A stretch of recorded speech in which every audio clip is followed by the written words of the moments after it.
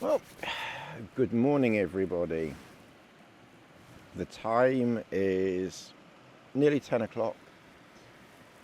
The plan today is we're going to let the mist clear a little bit and then try and get go up to Creag Meagaidh. I'm going to have to write these names down or something to help me remember. So we're heading up there, but we're going to go up a little bit later. It's quite misty, although the mist is clearing a little bit at the moment. But the forecast is showing that there should be some sun this afternoon. So we'll probably get going about 12, something like that. So it's not even quite 10. Not quite 10 yet. So basically, I've got tea, which I'm going to have now, and breakfast, which I've probably overdone the water a bit, I think, in the wind burner. So I might even just put a bit more heat in that.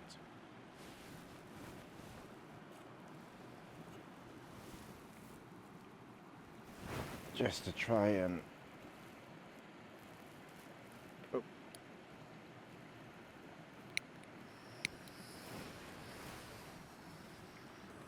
you can feel the heat coming off there. Actually, that's not too bad now. That's a bit better now. I can turn that off. That's better. Sometimes I find when you're doing some food, just an extra like 20-30 seconds, something like that, is kind of quite handy, just to give a little bit of heat. Not necessarily bring it back up to boil, but you know, just a little bit more heat, just to encourage it to hydrate a bit more. I'm not sure what the temperature is at the moment. I think Chris said it went down to about 2 degrees during the night. He's already checked all this. And it's 9 degrees at the moment. So in the middle of the night, the lowest I've got is 3.8. At 4:30 it was up to 4.6, 4.7, 4.8. But I did notice a little bit of a breeze picked up. I don't know when the last time was that I reset this.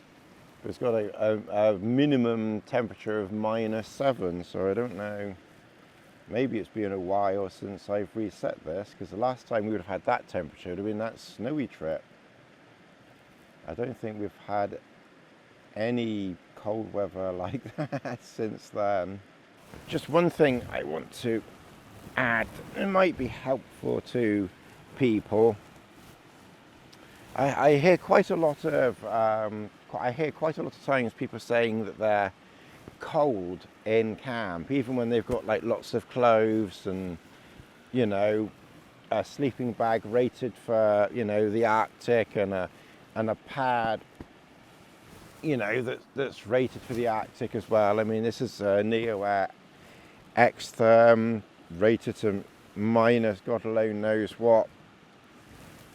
But what I find is that when I sit on the mat, or historically, not so much this one, but just generally, even when it's blown up quite hard, is that I tend to bottom out on it. You know, not very much, but just, you know, a little bit. And I have found in the past that a little bit of cold air, you know, can come through. Like I said, not massive, but, you know, enough, noticeable. And I think if someone is sleeping very, very cold, you know, even a very warm mat, you know, like this, that, you know, will obviously keep you warm. It's just what I've always done for a very long time is I always bring foam mat with me, and I always put the foam mat under the airbed. And I now find that, you know, I can sit on the mat and I don't get that cold spot under my backside. So if you do sleep cold and you're finding that you are cold, even when everything is very, very warm rated, just take a foam mat with you, put that under your bed, under the airbed, and you might find that that helps a little bit. I think it just helps give, you know, some separation from the mat to the ground. Because even these modern mats, you know, brilliant as they are, I still think it's not a bad idea to have a foam mat underneath, just for the extra warmth that you can get from it. I think it just helps to make them, you know, even more efficient. What I did do, and it wasn't deliberate, and in fact it could almost have worked out very badly. There's a huge lump under my backside here, and when I set everything up I was thinking that lump's not going to be very good there, it's going to have to move everything. But then I thought, well, I wonder if it's about where my head would go, and it's exactly where my head goes. So it's actually, you know, for once a lump in the ground, I've kind of used to my advantage. Plus I can sit on it as well. I've almost got like a built-in chair. I've almost got a built-in ground chair without bringing a ground chair with me. You've been up here on skis, have you? I said, I've seen people ski down here. I haven't been down on skis. Right. It's a bit too steep and narrow for me. Yeah. But I've been up it on skis. Right. Again, when there's complete snow. Yeah. You know. And there's that with full skins? With skins. Yeah. Yeah. So with skins, can you just literally just walk up? Is it that grippy? Yeah. If in a few of the steep bits you might take a slight angle. Right. The skin starts to slip, but generally you just walk straight up. Right. Yeah. I mean, to do that with wax, you'd have to plaster clister on the skis, and then when you got to the top, you'd have to take it all off again. Right. So, Okay. Skins for long climbs. I generally reckon that if a climb is going to take more than 15 or 20 minutes without skins, it's worth putting the skins on. Yes. Because I mean that would be a hell of a long way to go up with, you know, if you were just zigzagging up or something. Yeah, you could do it, but it would take a long time. Yeah. You know, and you wouldn't want to make a mistake, would you? Because if you made a mistake or slip, then reverse kick turn, you know. Yeah. I mean, you know, when I've been up here, when it's been complete snow cover on skis, there's been snow cover from the car park. Ah, right, okay, yes. So even if you slipped, which would be unlikely with skins on, and slid, there's only snow. Yeah. You know, all the boulders are covered. Okay, we'll do a little bit of a voiceover here, and thank you very much to Chris Townsend. Please check out his blog and his YouTube channel for this set of photographs that he's taken. Now you can see this bit here is a continuation up from where we were talking, where you saw just in the last clip really. It wasn't very, very steep, but it was steep enough. This was the very first time I've ever used my ice axe.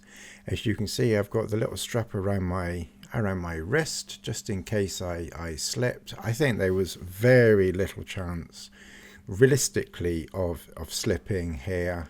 It was quite soft snow, so I fairly easily kick steps in up the slope. I didn't film going up.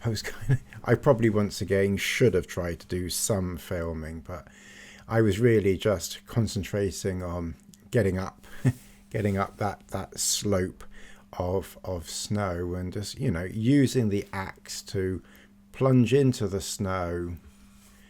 So I had the axe in one hand and my walking pole, you know, in the other hand. As you can see here, we're coming down the other side, and as I say, realistically it was perfectly safe. But you know, I have to say, given I slipped over twice in the snow last time because I was a bit too silly, not concentrating if there was any ice. I was being very, very cautious here, especially with rocks all around. But this was just all soft snow. The temperature was probably a couple of degrees above freezing. It was cool, but you know, it was soft snow. There was no ice. We saw no ice at all this time, so there was virtually no chance of slipping. But I was still being very, very careful. And this is really just the last little bit where I was using the axe in one hand and the walking pole in the other just to get up to the top. This here is my second ever Munro that I managed to do with Chris. So second ever Munro. Thanks very much to Chris for getting me up here. This one is called Creag Meagaidh. We had a little stop on Creag Meagaidh for a few minutes, drink of water that was in my bottle, and some chocolate bar things, you know, some snack bars, and then we got going, and there was a bit more snow. This was the way down from Creag Meagaidh. From a distance, it actually looked a bit steeper than it really was. It really wasn't that bad, and walking poles was plenty here. It was again soft snow, so it was pretty easy walking. I just took it very, very steadily. And there's me walking across a bit more snow with Lassie. Lassie was absolutely fine. They were, you know, she was in her absolute element. She loved the snow. She was sort of, I wouldn't say howling, but it was like a howling type of sound of excitement. It's like sand, snow, water, all that type of stuff seems to get her quite excited. So she was having a really good time. And then this was the last photo in this little section that Chris sent me. So again, thank you to Chris. This was me in camp with the MSR wind burner that MSR did very kindly send me. And then we just walked through there, and then we're going to walk up that bit there. I'm kind of hoping this is the last of the snow, to be honest. But if there is more, then we will deal with it. But it's yeah, I think this bit here will be quite easy. That steep bit, that was fun.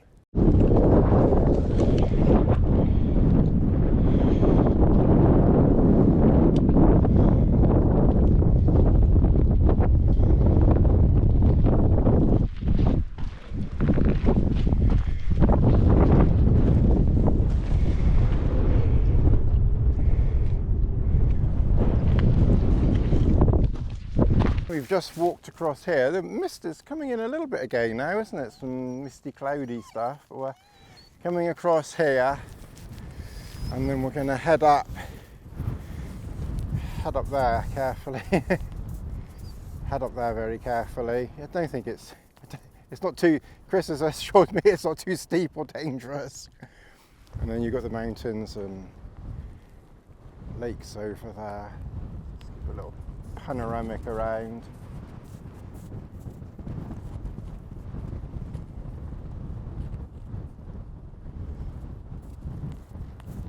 Well, up here on Creag Meagaidh, this is my second ever Munro. My first one was with Chris on when I did a bit of the TGO challenge about 10 odd years ago or something like that. So this is the second Munro. So Chris did all the Munros and tops in 3.5 months, and it's taken me 10 years to do 2. So at that rate, I'll be older than Yoda.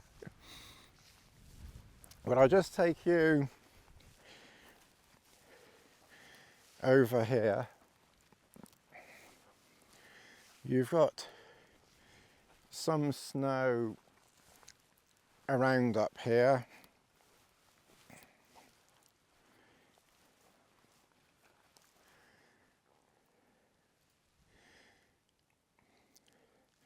It's quite bright when that sun decides to actually come out. So we're going to go down there, and then the lock or the little lake is down in the bottom of those crags, just down there. So we're going to go around the back of those and then down into camp.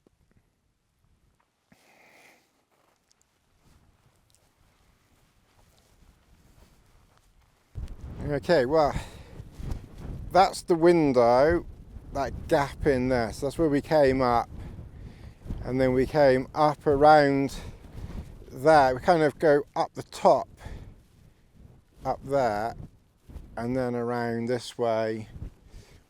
But you can see all this snow on the edge here, and I'm I'm keeping my feet well away from that snow. Lassie, come go back here. I mean, I know Lassie isn't going to slip on it, but that's a hell of a long way down there. You can see the little lock down there. Yeah, I mean, when it wasn't snowy, I'd be happy to go a bit closer to the edge, but I'm not. I'm not going on touching that snow. Now, Leslie, come on. I must admit, it's a bit nerve-wracking snow, especially when it's one thing when it's like flat and you can't go anywhere, but when it's quite steep. Actually, there's a lot of snow. You probably won't be able to pick it up here, but there's a little waterway through there, and there's a lot of snow built up down there. It'd be a good place to make a little snow cave. Apparently they build snow caves down here when there's a lot of snow. But we're going to start heading down the other side. So we basically kind of come straight down that, and then we're heading up that way. Probably not much more snow now, if any. You'll see when we get Probably to the top of this. Might be a bit more up there.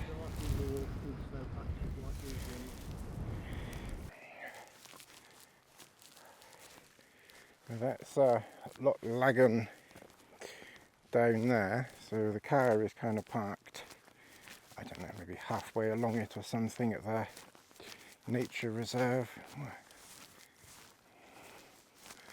Oh, there's some more snow here.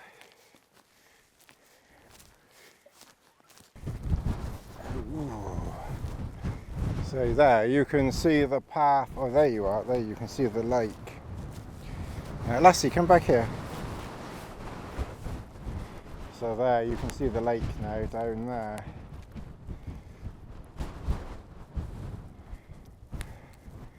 Look at that ice up there, Jesus.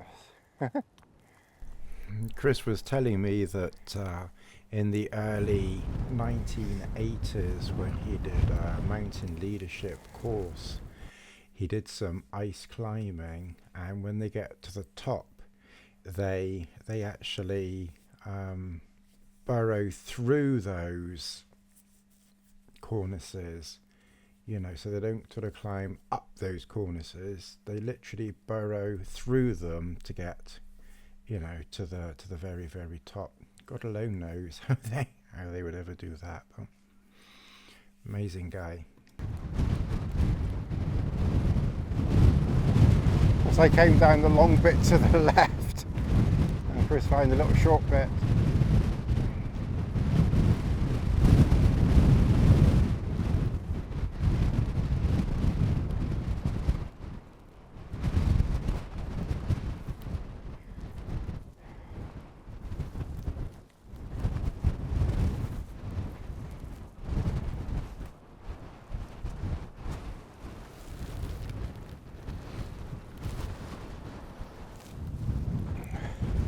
Okay, well, I've just stopped and we started about the same time, and Chris is a lot quicker going down than me, but this is what we've come down. It's not that it's steep, but it's not too steep. You know, it's doable, definitely. It was one of the less steep sections coming down.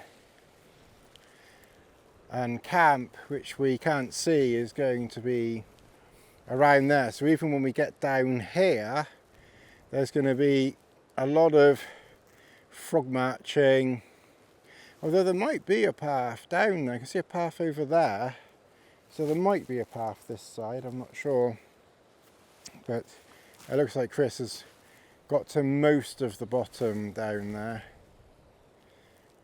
But that's the window. That's where we went up through there. Alright, well, we've got back into camp. I started taking a shoe off, and then I thought, let's record and talk as we undress. My socks are very wet. I think more to do, although to be fair, the top of my trousers are wet, so I will take my trousers off. So, you know, in theory you could say that the top of the trousers got the socks wet, but I think it's these Innovates. I think I have to admit I'm a bit disappointed. I love Innovate regular shoes. Brilliant, you know, my absolute favourite, but the Gore-Tex waterproof shoes I do think does leave somewhat to be desired. I've just not had very much luck with them. It was kind of interesting, you know, to have them, because I know my thicker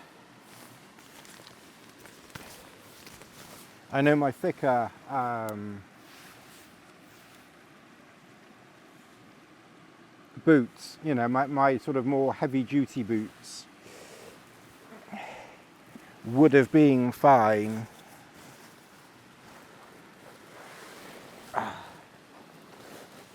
So actually I think what I need to do is to get these wet trousers off as well. I've got down leggings that I can put on. Oh, that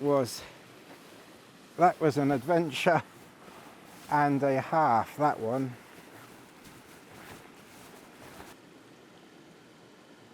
I think I might even try and find some sun and try and dry those off. In here, under here, it's really warm. It's very, very cozy under cover here. I was a bit concerned if my big toe was blistering, but I think it's just a bit tender, I think, is all.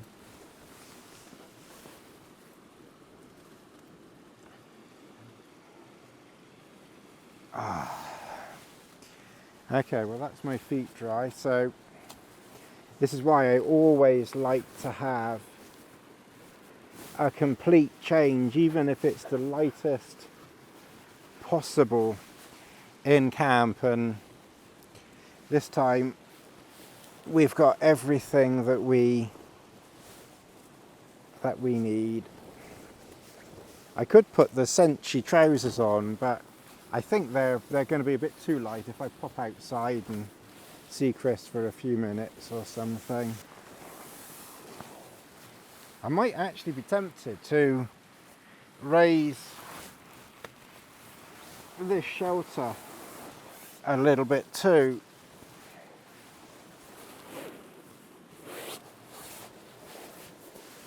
So, and I put my down booties on. Oh.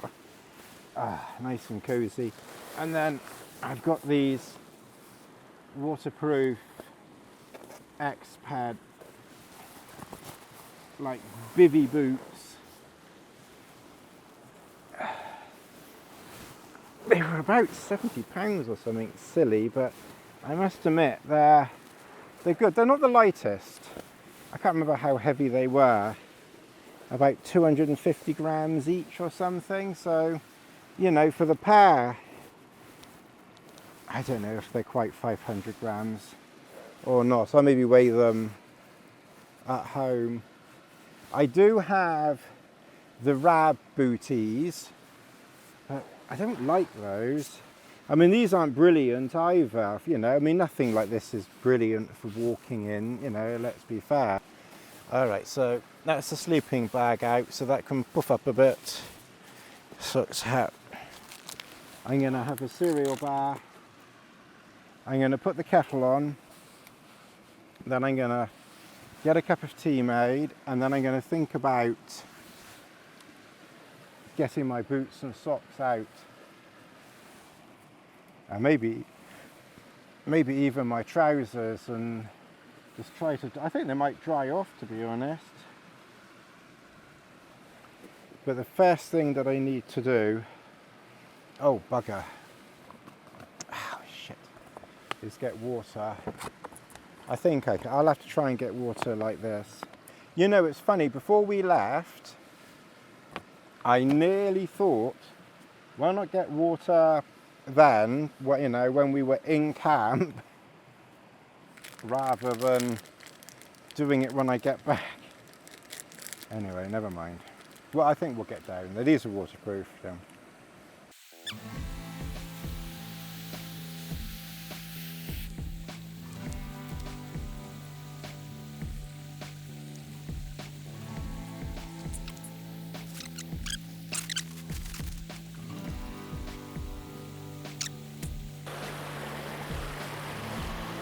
Okay, well, I was just thinking with care, I can walk in this, but it's really not easy at all.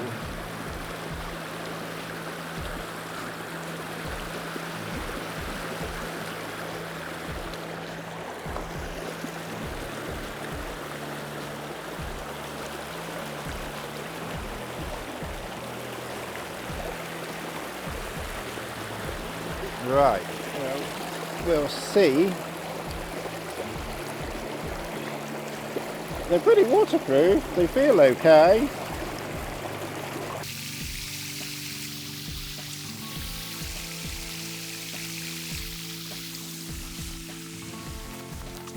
Welcome into camp.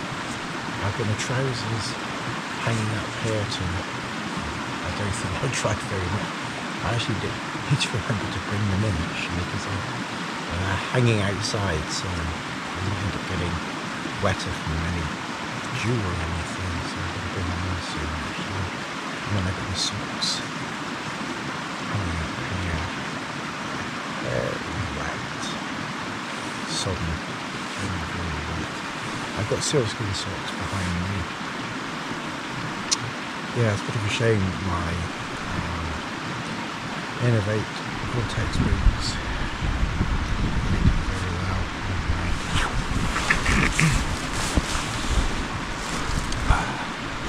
I'm well in camp. It's going to be dark soon. That's the view.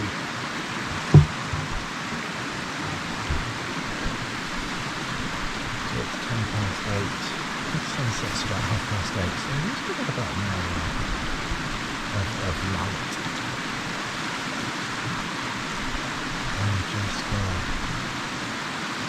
overeating my dinner. So that's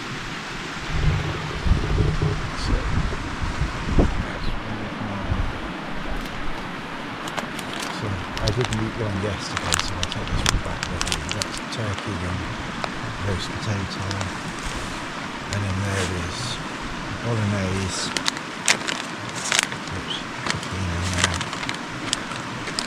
bolognese and 5-minute pasta. We've got quite a breeze that comes out the windows from that side, because we're in a valley.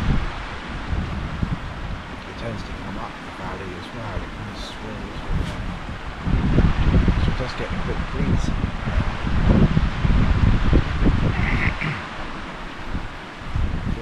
When you're out camping, you know, obviously if it was raining, then close the door. I just leave the door open. Look, I'm all wrapped up. Got my hat on. If the breeze is particularly chilly, I put my hood up. I'm in the nose with my sleeping bag. This is keeping me very cosy. If my hands were to get cold.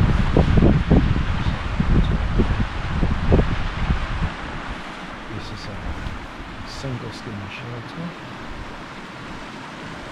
and a sleeping bag. That's it. No bivvy. Generally speaking, it's really not needed.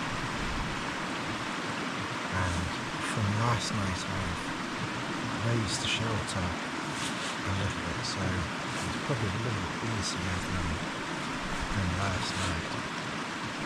To be fair, I've probably raised a bit too much now, but that's fine. As long as it's not too cold, the more breeze you've got, kind of the better, really. But I'm having porridge. I could have my bolognese, originally. I love a bolognese. I'm watching 20,000 Leagues Under the Sea, showing its age. That's okay.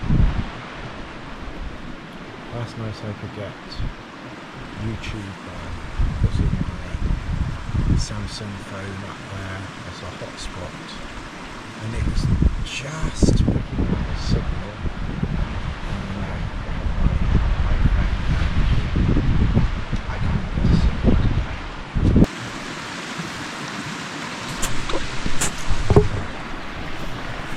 I'm gonna carry on with my dinner.